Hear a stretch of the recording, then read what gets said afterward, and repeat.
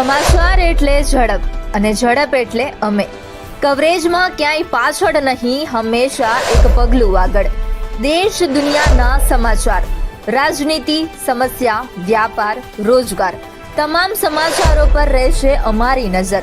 ગુજરાતની દરેક ઘટના તમારા ફોનમાં સૌપ્રથમ માત્ર V18 ન્યૂઝ પર. ઝારખંડની રાજધાની રાંચીમાં એક અત્યંત દર્દનાક અને કરુણ ઘટના બની છે. અહીંના હટિયા ડેમમાં 4 પોલીસ કર્મીઓને લઈ જઈ રહેલી એક કાર કાબુ ગુમાવીને ડેમમાં ખાબકી હતી.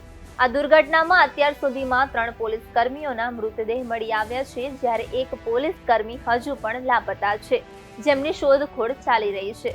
આ 4 પોલીસ કર્મીઓ શનિવારે એક કારમાં જઈ રહ્યા હતા, જ્યારે તેમની કાર હટિયા ડેમ પાસે પહોંચી ત્યારે ડ્રાઈવરે અચાનક વાહન પરથી કાબુ ગુમાવી દીધો અને કાર સીધી ડેમમાં ઊંડા પાણીમાં ગરકાવ થઈ ગઈ.